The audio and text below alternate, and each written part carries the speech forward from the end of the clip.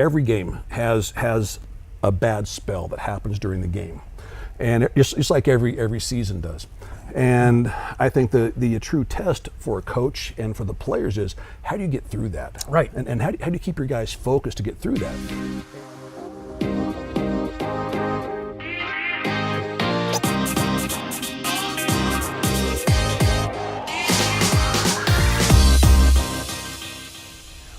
All right, welcome to Success Las Vegas. I'm your host, Dan Lier, and I have Clancy Barone with me today. And Clancy is a longtime friend of mine, and he is the tight ends coach for the Minnesota Vikings. Clancy, welcome. Well, thanks, Dan. Thanks. Yeah. Welcome to your own backyard. Yeah, thanks for having me here in my own backyard. I appreciate that. Yep. Here at Success Las Vegas, we interview the most successful people in Las Vegas that are making it happen. And you just got back from obviously a disappointing loss in Philadelphia, but Sure. I'm glad you're here. Yeah, so am I. And there's really no place better to come back and kind of get your win back, I guess, so to speak, and then coming back home to Vegas and doing it here in this great weather, obviously. Right. It is January 30th today. Yeah. It is 65 Unbelievable. degrees. Yeah, can't beat that. And we're not exaggerating. It's actually 65 degrees Yeah. today. Yeah. So, Clancy, let's talk a little bit about. I've known you for a long time. Sure. Let's just talk about, everybody's fresh on the Vikings Philly game, and so we had talked on the phone the other day. That's right. About you, and I just want to share that with the audience here. I mean, you're disappointed Sure. after a loss like that because Sure. obviously you have one goal, and that's the Super Bowl. Yeah. How do you compartmentalize that and kind of move past that? How do you put it into perspective? That's a great question, and all I can say is this is my 15th year coaching in the National Football League. It's my 5th time going to the conference championship game, twice in the NFC, 3 times in the AFC, and I'm 2-3. 2-3. 2 wins, 3 losses. Getting there, I guess, is something to be very proud of. There's very few people who have even done that. So I can't sit there and mope too long. Obviously, we have to move forward to the 2018 season, which is going to hit us here before too long. Because of our longer season, thank God we had it. Now we have a much shorter off season. Right. So I can't, and rather we can't mope and kind of hang our head too long because we have to start looking forward to the draft and free agency and so forth, and now try to get back there again in 2018. Right. So it's like anything else. I mean, you win, you're moving on, but if you lose, you're looking to learn, prepare, go out, because you've got things to do. And as we have talked about years and years, prior to this, the high you get from a win is not nearly as intense as the low you get from a loss. Right. And is that fair or not? Who knows? But when you get that far, obviously there's more at stake, and so that low hits you even harder and maybe a little bit longer. Right. But we have what we call the 24-hour rule, and whether you win or lose, you have one day to get it out of your system and then move on to the next task at hand. I like that. And that's kind of where I am right now. Is okay. That's done. I can't change it, and Right. I hate it. Believe me, as you know, I hate it. But Right. it's time to move on, and let's see how we can get back there in 2018. That's right. So obviously, my situation right now, I'm all Sure. about celebration and celebrating accomplishments. So we are having a celebration today. Here's a congratulations for winning the Absolutely. the NFC Norris, right? Yes, that's right. Well, Cheers thanks for that. so much. I mean, Yes. you got to celebrate the good Oh, things. that's right. You have to. Life is too short to Oh, not yeah. celebrate accomplishments and good friends. Yes. I think about 1964. I think. I think it is. I think. There's no question. Yeah. It's wonderful. Thank you, Clancy. I took a long time picking out this sparkling water. Great. So, back to that question, though, I think you put it in perspective when we were on the phone. I mean, and you can talk about some of the interactions you had with some people in your coaching staff, but Sure. there's people that you've coached with that you've been in the league for 15, 20 years that have never been to an NFC title game. Oh, you're right. There's guys on our own staff, and we're kind of shooting the breeze during a lull during the workday, and talking about postseason success and so on and so forth. And I was shocked to see that a lot of coaches who'd been in this league for 15, 20, 24 years had not yet been to that deep in the playoffs yet. Right. And so that's humbling. And so again, I can't complain too long or too loud. Right. When you look at that, and even going back to the 2015 season, as we talked about, and we're in Santa Clara, and we're going to go play in number 50, and we're going to go play the Panthers for a chance to win this one right here. Right. And I'm talking to Wade Phillips, longtime coach. Right. Been in the league at that point 40-something years. Forever, yeah. And that was his very first Super Bowl.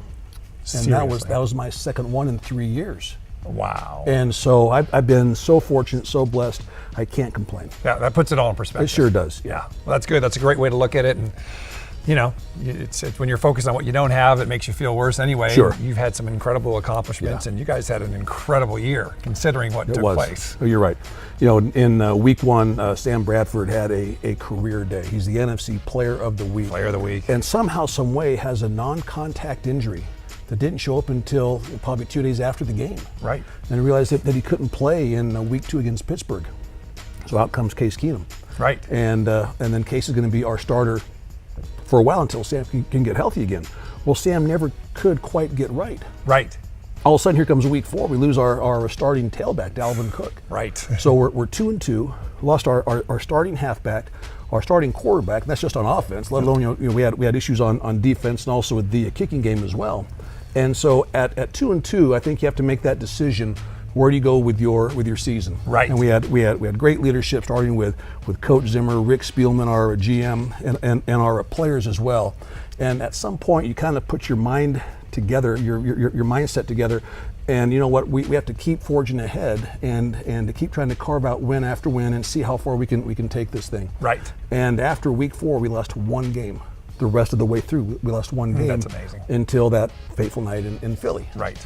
So yeah, I think that speaks volumes to the leadership we had upstairs as well as downstairs in the players' locker room. It was just phenomenal. That's amazing. So if you're okay with, let's talk a little bit about your history. Sure. Because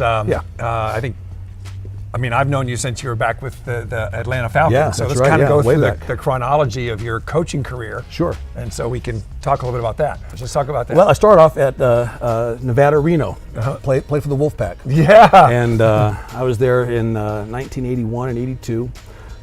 Me and my roommate decided at 19 years old we had all the answers and we're going to transfer. So we transferred for really no good reason, and we ended up at Sacramento State and ended up finishing up my college career there. In fact, on a sidebar, I just got inducted into the Sac State Football Hall of Fame this year. So as did my roommate, he did too. So both of us. Congratulations. Yeah. So I guess that turned out to be kind of a good move for us. Absolutely. But that's kind of how things played out. Yeah. And then after that, tried to play professionally. Things didn't work out for various reasons. And so I decided, you know what, if I can't make a paycheck playing the game, then let me try to make one coach in the game. Right. So I could still stay involved with young people and goal setting and trying to compete and trying to always be the best. Right. Not to sound corny, but that is kind of what drives us all. Yeah. And so I got my first job, and it's a long story, I don't want to bore everybody, but I got my first job. It wasn't even really an opening. I kind of forced my way in the door and talked to this legendary coach back in Sacramento, a guy named Larry Gallardi. Talked him into giving me a job, and so he kind of made one for me. And my office was an old broom closet. Nice. Had a mop bucket, a bunch of chemicals, and it's probably why I am the way I am right now. But anyway, so that was it, and I was so happy to have that job. Had that one for 4 years, and finally started making those climbing movements up the ladder, and here I am now. Right. Let's talk about your first NFL job. Sure. Which is with the Falcons. Falcons. And I was coaching the O-line with the Falcons. Right. Under head coach Jim Mora. Yep. And Alex Gibbs, a longtime friend and a legendary line coach in this league. I'd got to know Alex, over the years in coaching college football. I'd always seek out some of the guys that had what I thought were all the answers. Right. And so I'd go seek out Alex as a mentor. And Alex got the job there, and he says, "Hey, why don't you come along and be the line coach, and I'll kind of help you get your foot in the door in this league." So I did that, and my college teammate Greg Knapp was also on that staff as the coordinator on offense, and so it was a great chance to kind of get back with Greg. Right. And we were there for 3 years, and then as happens in this league, probably all too often, our staff got let go. Right. And I'm sitting at home and wondering where I'm going to go and this and that. And I got a phone call from some number I didn't recognize, and it was what I consider to be a Hall of Fame caliber coach. It was Marty Schottenheimer. That's right. Calling me and offered me a job. So I flew out to talk to him actually in his home in Palm Springs, and went there, met his wife Pat, and we had a nice visit, and went out and had a steak and a nice bottle of scotch.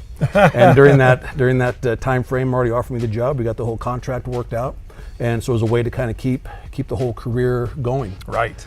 Shortly after that was that with the time- Chargers, right? Yes, Chargers. yes, that's right. Yeah, with the Chargers. Shortly after that time, Marty got let go. As I said, happens all too often in this league. And probably 2 years after that, I end up joining Josh McDaniels. Everyone's heard his name. That's right. And we'll see him on the Sunday with the Patriots again. Josh offered me a job coaching with him with the Denver Broncos. End up coaching Josh's O-line again, so I went back to the O-line again. Did that with Josh. John Fox at that time left Carolina. Josh gets let go. John Elway becomes the GM. Tells me, you're good, you're going to have a job here, don't worry about it. John Fox comes in, retains me on his staff. We go and we play in number 48 in New York City against the Seahawks. The Super Bowl, right? Yeah, Super Bowl number that's right. 48. That's Number 48. Came up short in that game by about 35 points short.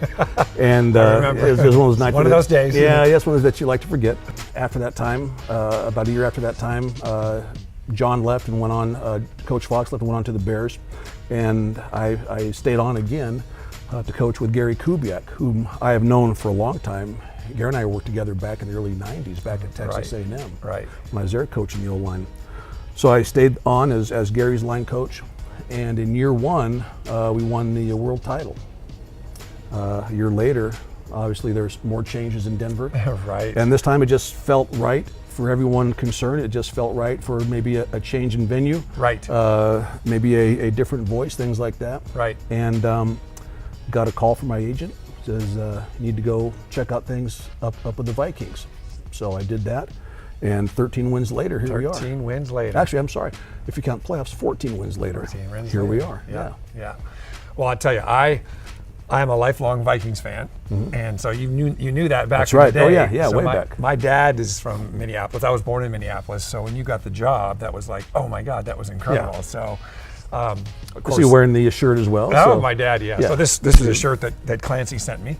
So this is a coaching shirt, and I wore this one time with the Mayo, and we got some good numbers. So it's my lucky There you go. shirt. I This like is my it. lucky Very shirt. good.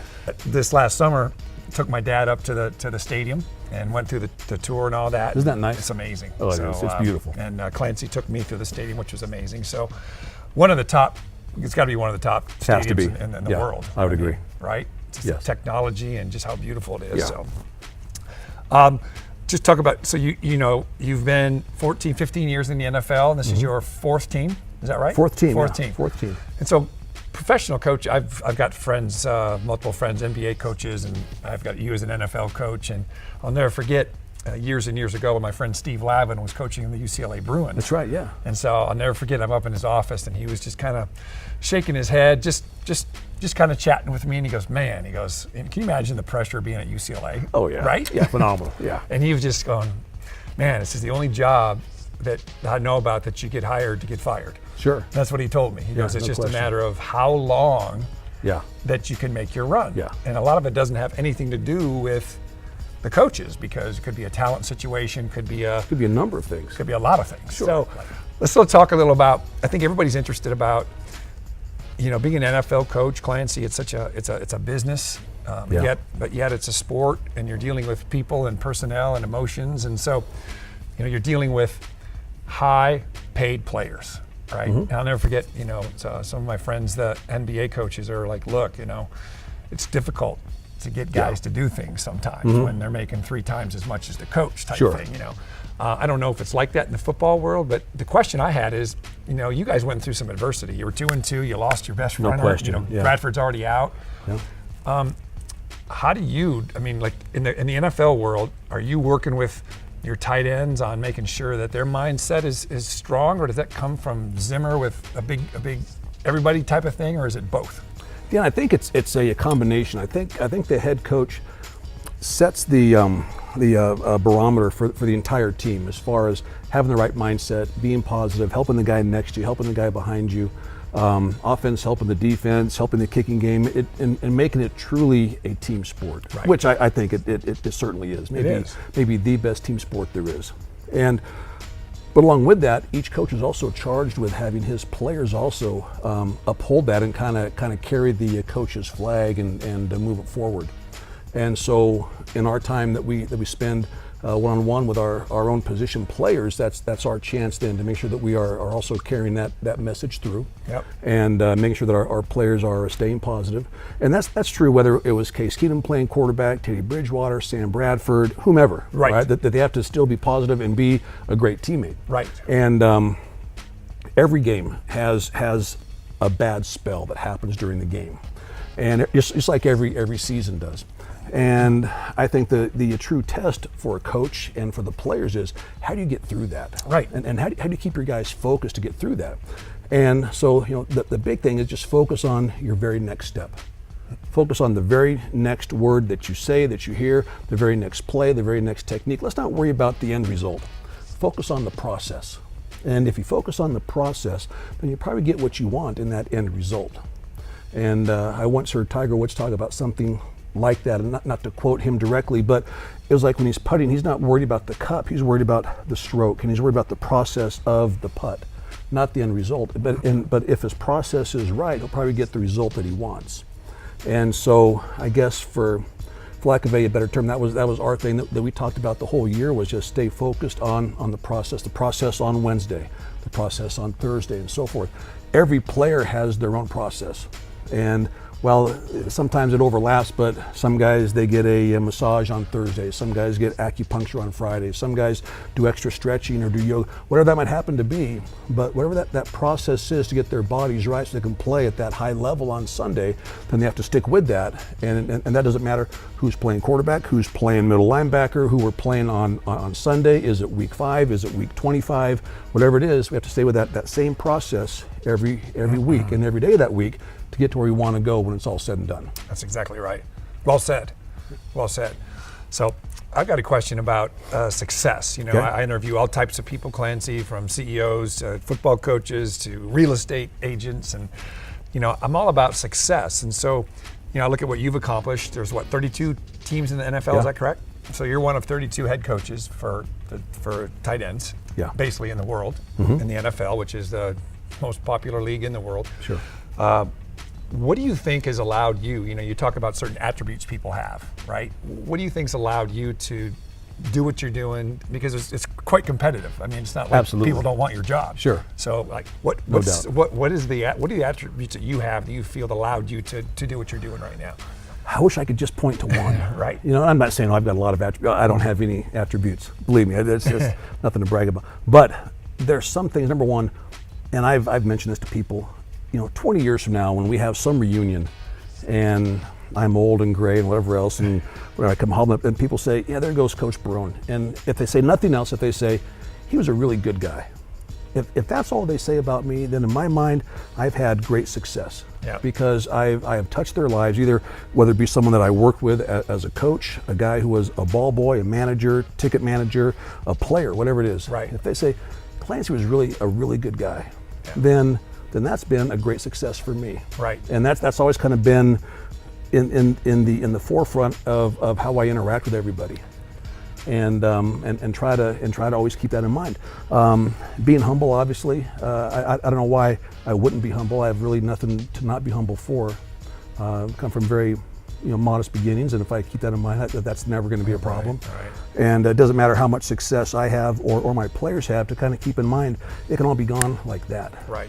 And so getting so full of yourself in the moment, let's not worry about that. Right. Right. Let's just keep being a good person and always trying to help others, help other coaches, help other players, and so forth. And if you can do that, I think good things happen. Yeah. It's kind of like paying it forward, if you will. Absolutely, and I think that's an interesting point, because what you just talked about was really about giving and about leading, and it's kind of a servant-style leadership. Sure. Where you're helping people get better, and there's that old saying that if you help people get what they want, then you typically get what you want. Yeah. So I think that's a very admirable type of characteristic, and congratulations on Thanks. that. Yeah, I think there's a very subtle way of kind of herding people along in that same direction without having to stand up and scream, yell, stomp, holler, and whatever else. Right. And you'll still get them to see, here's probably the best way, with all things considered, here's the best way to get to this goal. Yeah, yeah. And my belief is that when people know that you care about them, Absolutely you can right. get them to do a lot more things. Yes, right? there is no question. So if your players think that you're in it just for yourself to cover your butt, then you're in trouble. But if Yeah. they know that you want to bring out the best in them, and you're also looking to help them out. Sure. Then, Yes. You know. And also, if you can help show them along the way that you're helping them improve. Right. And like, for example, I've this year my number one tight end, Kyle Rudolph, is in his 8th year. You'd think a guy in his 8th year maybe doesn't have any more margin to improve.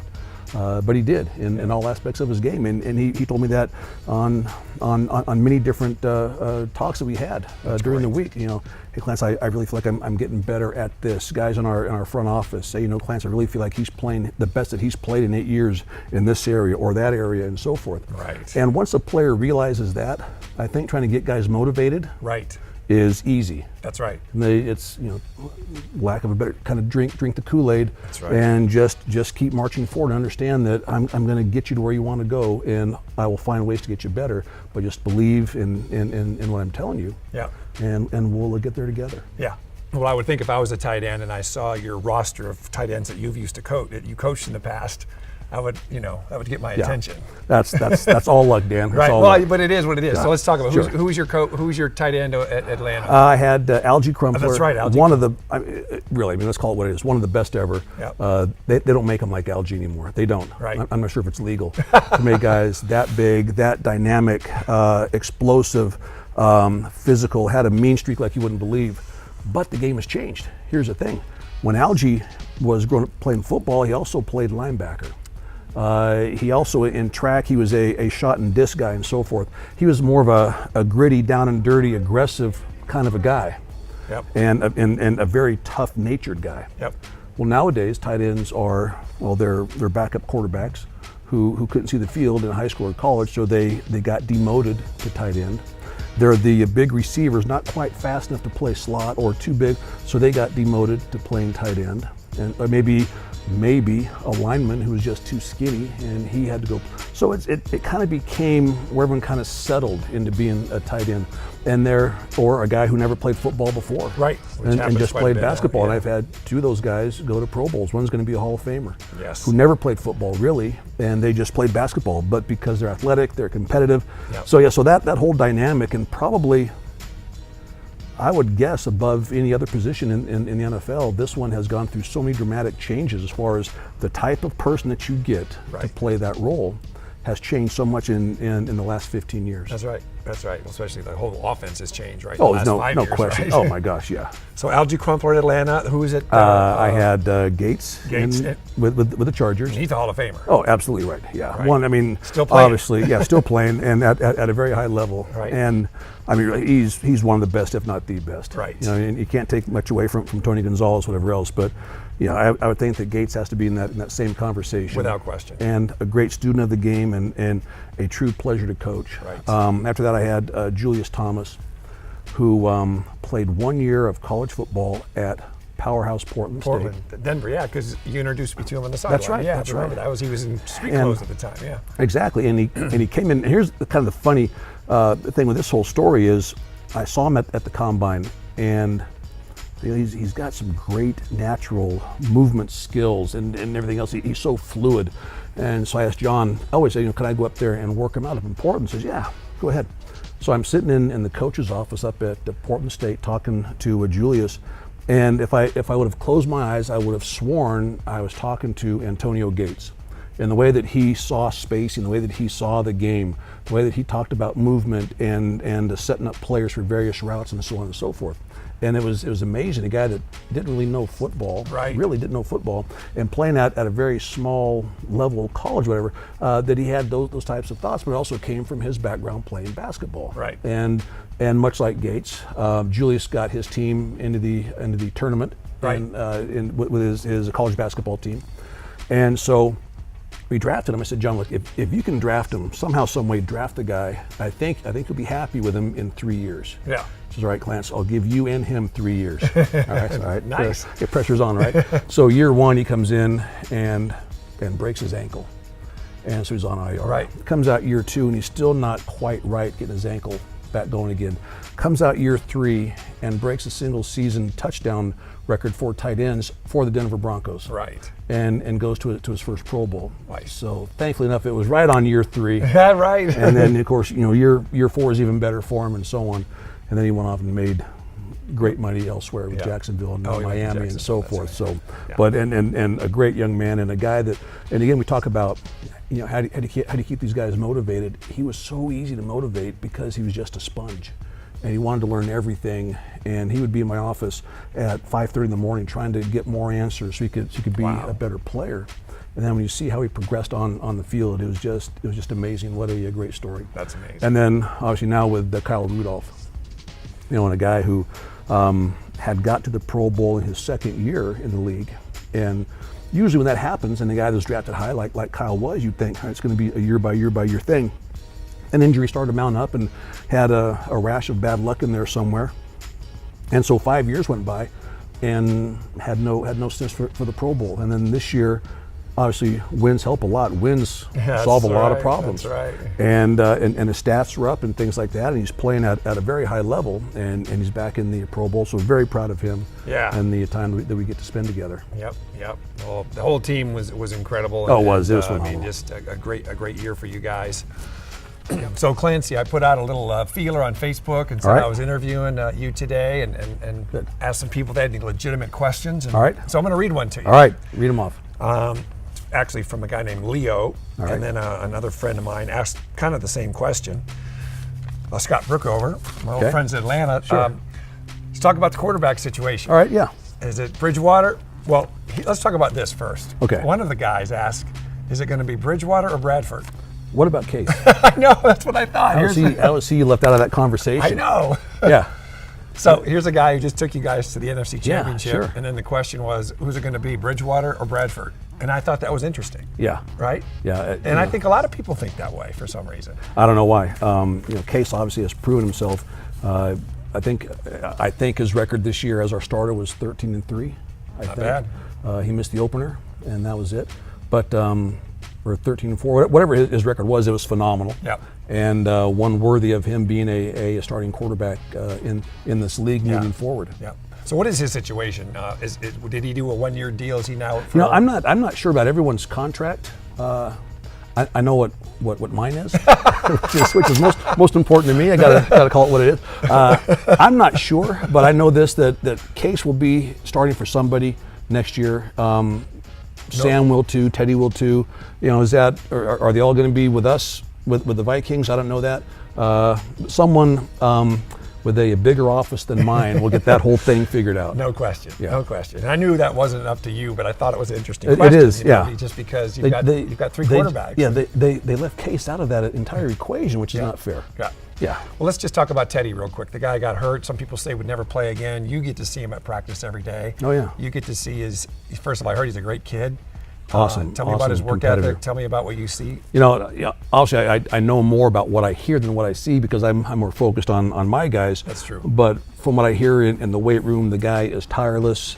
He's definitely committed to being great again, and I have no doubt that he will be.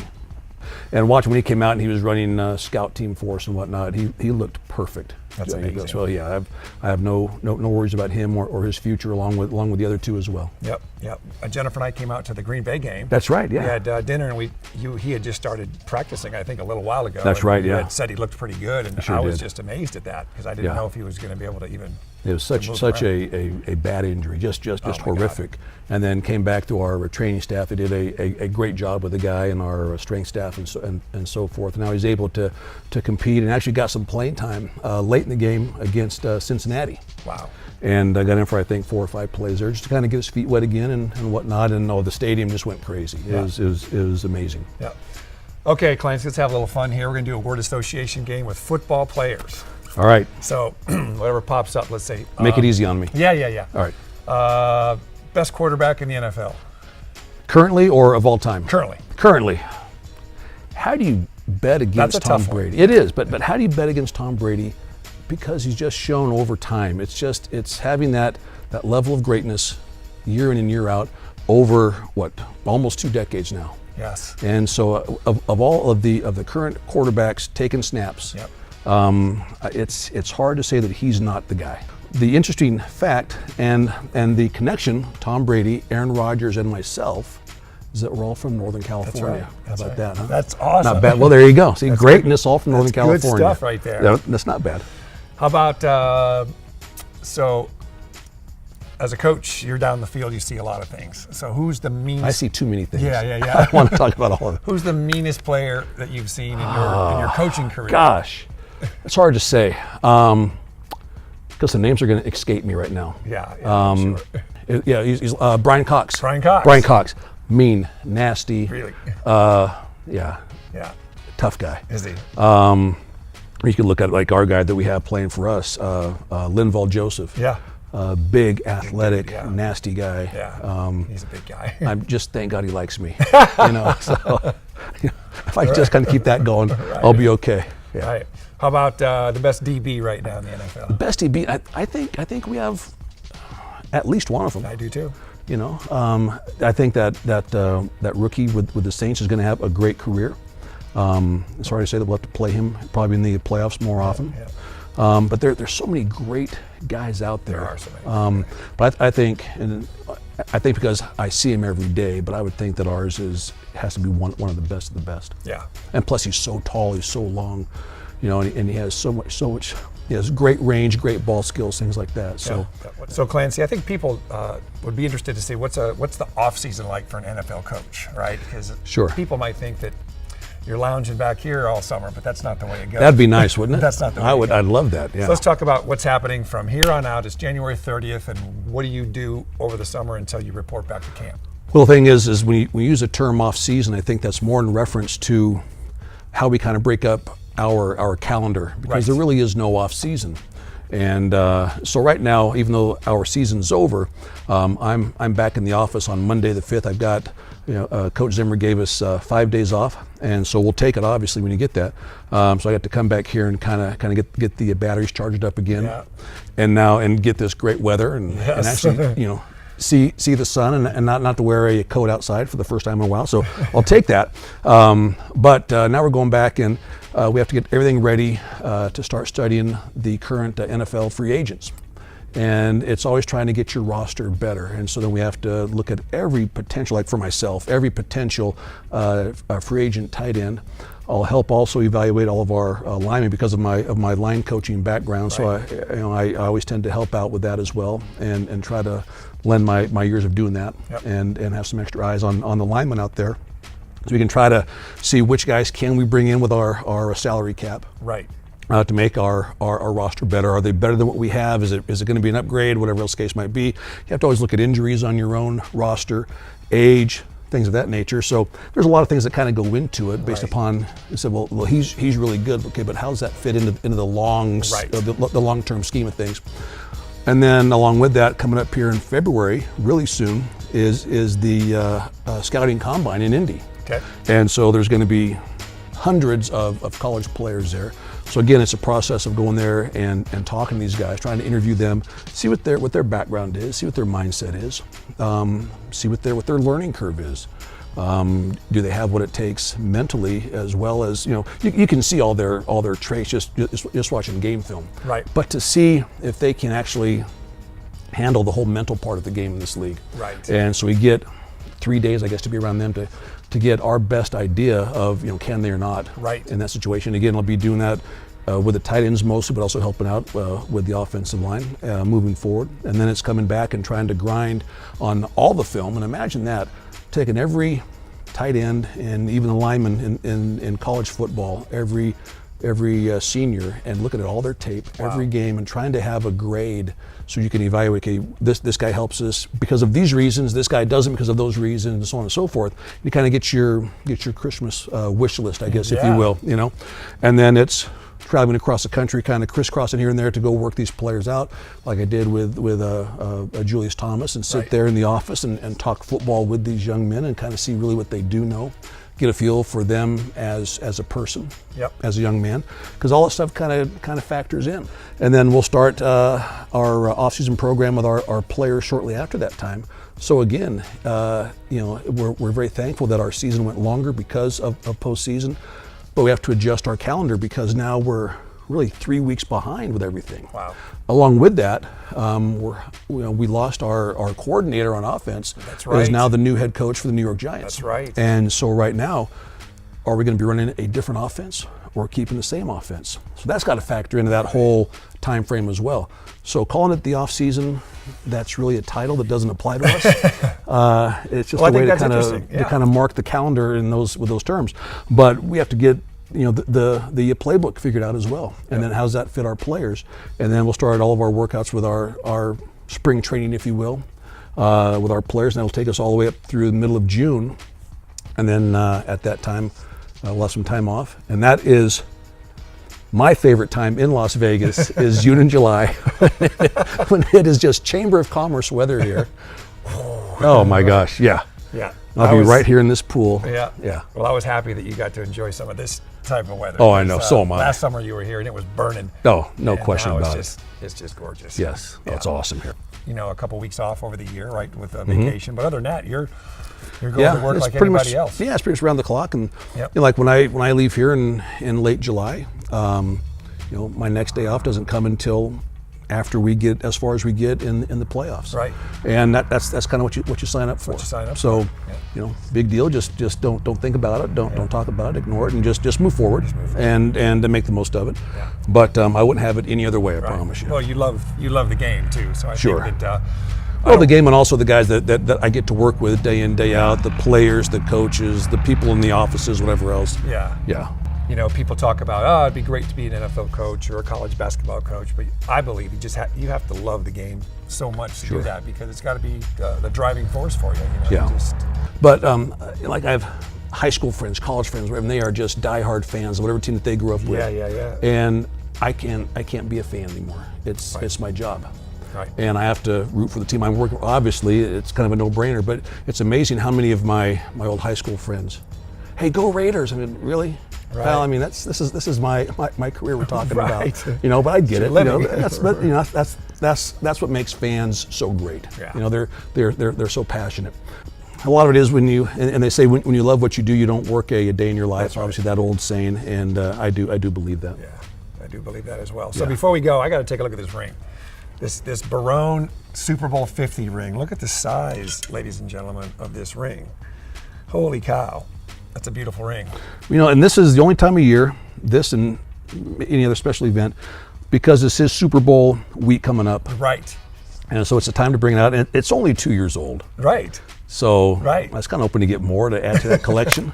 You're not done yet. And let me see, I've got about 20 years left to get another one. Right. Or a few more. Yeah. So, and like last year, me and some coaches were all together kind of watching the game, and the old Broncos team from the 2015 season were all texting back and forth. We're all like on this massive group text. I mean, all my former linemen taking photos of our rings and everything else. Hey, remember that we were doing this and doing that, and like even during the game. Remember we got in this one third down situation and we made this conversion, whatever. It's just all the great memories. Right. And it was fun. That was only 1 year ago, and I'm sure it'll be the same way on this Sunday and future Sundays after that. It's a great bonding, right? It is.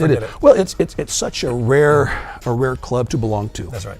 And there's very few men who can say that they've been there and done that. Right. And so again, no matter how tough things are, I will never complain about it. That's right. Yeah, it's been awesome. Well, let's do a toast, Clancy. We got to end on a toast.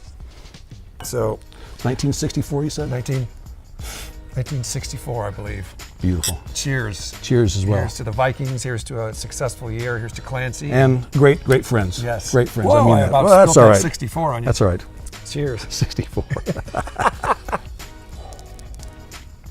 So there you have it from Success Las Vegas. Hope you enjoyed it. Make it a great week. And remember, this is your year to rise above. See you later.